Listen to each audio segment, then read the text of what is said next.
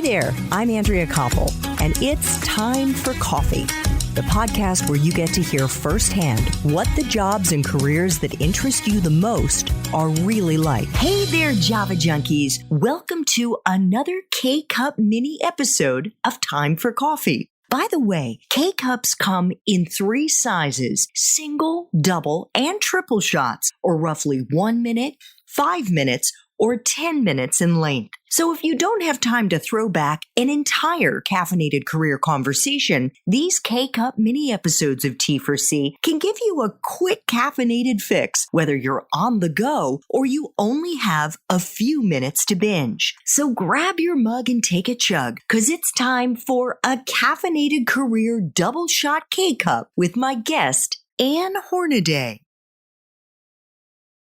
So, Ann, I have 2 final Time for Coffee questions for you. Questions I try to ask all of my guests. Could you share a time in your professional life when you really struggled? Maybe you face planted and wondered how you were going to recover from whatever had happened. I know that you freelanced for a number of years, but most importantly, I'd love to know how you persevered and maybe a lesson that you learned in the process. I don't even remember the specific circumstances now, but I do remember a time when I was freelancing in New York where I just wasn't getting the work. Bear in mind, I wasn't making lots of money. Even when I was starting my writing career, the way that I was supporting myself was being a freelance fact checker for different magazines. Generally, when a magazine was going into print, the last couple of weeks before it was going to press, they would hire a couple of freelancers to come in and help them fact check articles. And if you were good, you could make a pretty good living doing that. And that was kind of supporting my writing habit and also giving me good contacts. Like, that's how I got into Us Magazine. But there was definitely a period where that was drying up and I wasn't making ends meet, and I had to go. I became a temp. I was temping on Wall Street, being kind of a clerical temp for an insurance company down there. And I was kind of putting gigs together, just anything I could get, really. I helped fact check the doctoral thesis of a woman that was doing research on the New York Philharmonic. I helped a friend who was working at Knopf in her rights department. Anybody that would pay me any kind of money to do anything, I would do. It didn't have to have anything to do with journalism. But it was when I was working on Wall Street where I was thinking, gee, I don't know if this is going to work or not, but I did persevere and the gigs came back. It turned out to be kind of a dry spell, but I recovered and I kept going on. And now, of course, in retrospect, I'm so glad I had that because it taught me that you don't die. You put it together, you figure it out, you make it work, and you just put one foot in front of the other until you get through it. The only way out is through, and you just have to kind of buck up and keep going. So it ended up really building my confidence more than anything else.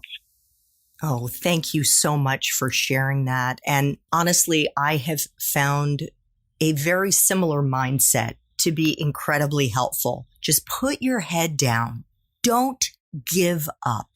Just gut it out. Really gut it out. If it's something that you want to do, find your side hustles. Find ways to pay the bills so that you can keep putting one foot in front of the other towards achieving whatever it is that really has captured your heart. Exactly. That period happened right before a big crash, a big Wall Street crash. And a lot of my friends were affected by that, and it kind of threw them into a tizzy. And I felt so safe. I was like, you know what? No matter what happens, I know I can do it. I can put it together. It really did leave me feeling so much more secure in myself than before. I wouldn't trade it for anything. Thanks for tuning in to this K-Cup mini episode of Time for Coffee. If you want to listen to our entire caffeinated career conversation, please check out the show notes for this episode. Thanks so much for listening to Time for Coffee, where the professionals in the jobs that most interest you always have time to grab coffee 24/7, no matter where you live. I have one quick favor to ask you. Remember to rate, review, and subscribe to Time for Coffee. Thanks so much.